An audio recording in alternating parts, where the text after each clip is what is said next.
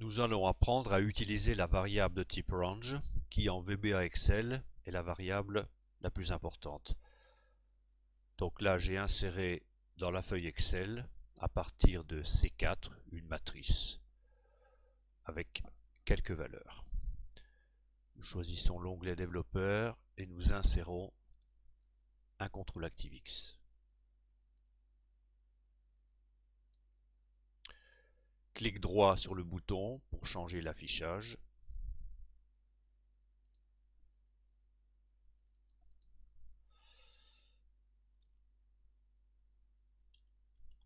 Par exemple, calcul. Et on va en profiter pour changer le nom informatique du bouton. Command Button Calcul. C'est un nom quelconque. Un double clic sur le bouton Calcul va nous amener dans l'éditeur de VBA Excel. On va insérer l'option Option explicite qui oblige en fait l'utilisateur à déclarer toutes ces variables. C'est une bonne habitude à prendre et il vaut mieux le faire. Nous allons avoir besoin d'une première variable de type cellule Excel, donc de type range, qu'on va déclarer de la manière suivante. dim mc as range. Nous allons positionner la variable mc sur le coin supérieur gauche de la matrice de cellules, autrement dit C4. Pour cela, il faut faire un set mc égale range de C4.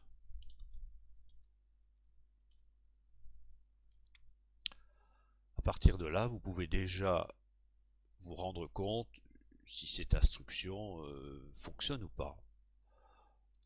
Je place le point d'insertion immédiatement au-dessus et je fais F8. Je passe l'instruction à l'aide de F8, je viens en survol souris sur MC et on se rend compte qu'il y a la valeur 1, donc il correspond bien au coin supérieur gauche de la matrice. Stop. Nous allons examiner maintenant quelques propriétés et méthodes de la variable MC de type range. À chaque fois, on va affecter les valeurs des propriétés dans une variable, mais pour ce faire, il faut d'abord savoir de quel type est la propriété. D'abord, la valeur de la cellule. Bon, on va avoir besoin d'un entier x, dim x as, par exemple, integer.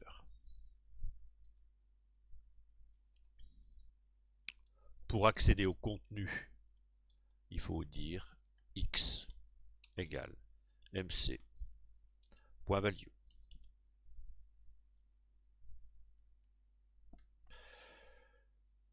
Pour se rendre compte de l'effet de cette instruction, toujours pareil, F8, pas à pas, survol souris sur X, on a bien la valeur 1. On va accéder maintenant aux coordonnées de la cellule Excel. En fait, ces coordonnées, on les récupère dans une chaîne de caractères qu'on va déclarer ici, dim s as string. Et on va écrire s égale mc.address.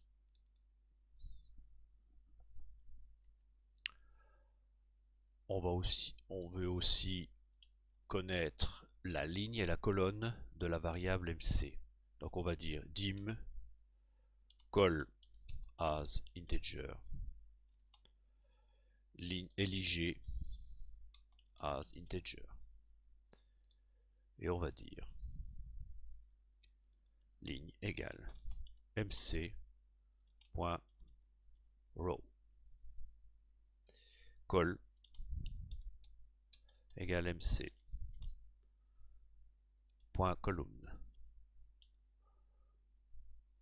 Je rappelle que pour insérer le reste d'une propriété, une fois qu'on a tapé les premières lettres, il faut faire la touche Tab.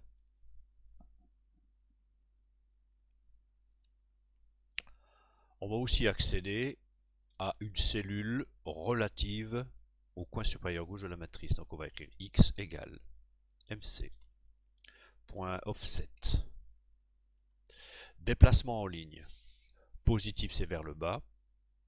Par exemple, 2 cellules en dessous.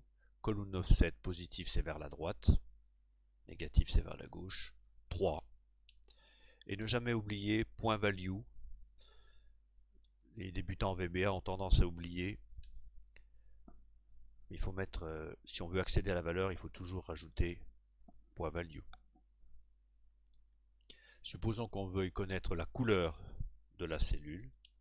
Dim couleur as long, qui est un entier de grande taille.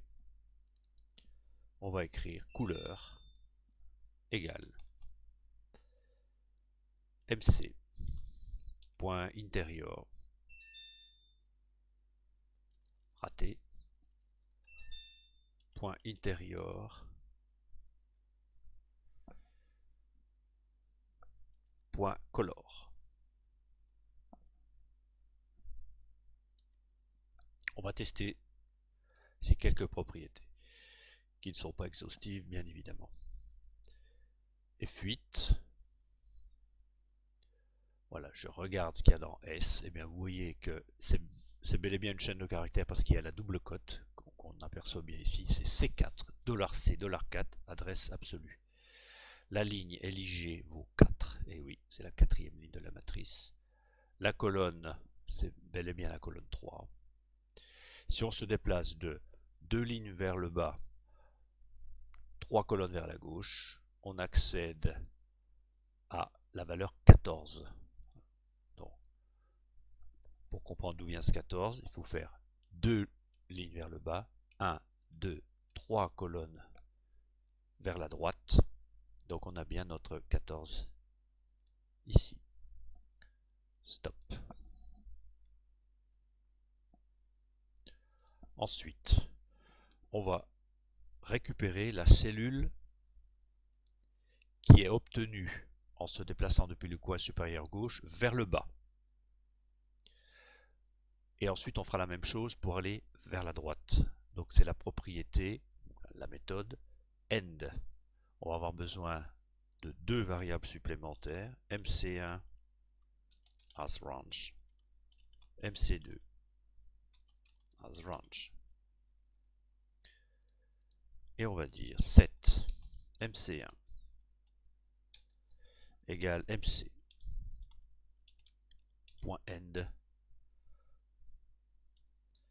de xl down.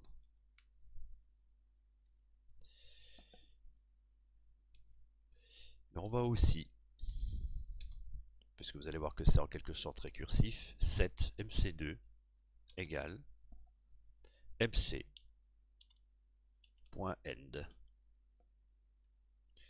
D'abord, allons vers le bas sur la dernière cellule non vide, vers le bas à partir de MC. Mais maintenant, on peut choisir de se déplacer vers la droite, XL to right.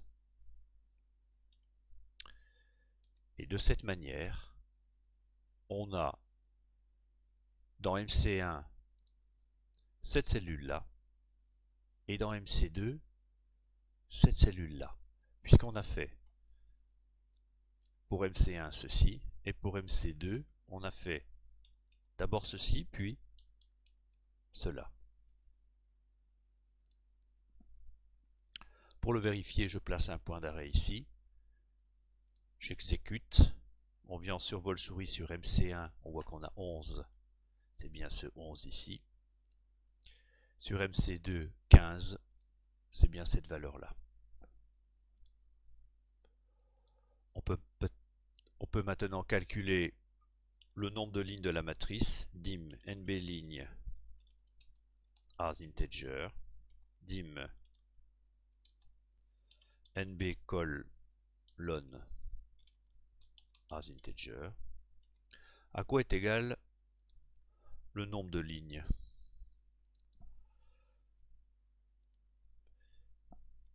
Eh bien, c'est MC, MC1 mc.row moins mc.row, c'est-à-dire la différence des indices de ligne. Mais ça, ce ne serait pas correct si on oubliait de mettre un plus 1. Et à quoi est égal le nombre de colonnes? NB colonne. C'est égal à MC2 point column, c'est-à-dire l'indice de ligne, l'indice de colonne de MC2, c'est-à-dire de la dernière cellule vers la droite, moins l'indice de colonne de notre coin supérieur gauche, plus 1. On vérifie immédiatement que c'est correct. On exécute NB ligne 3, NB colonne 5. Ça fonctionne.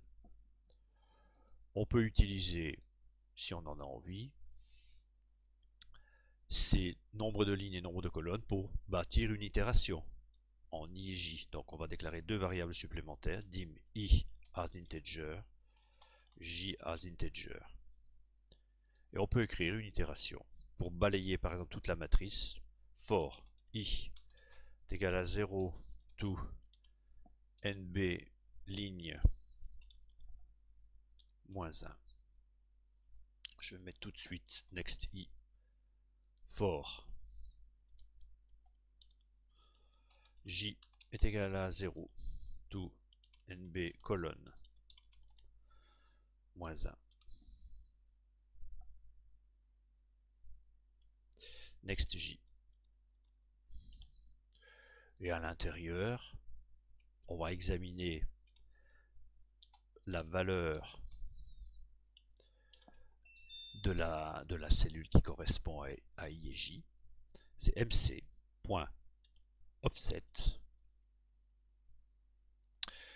de i, de déplacement en ligne précisément c'est i, de déplacement en colonne c'est j. Point value.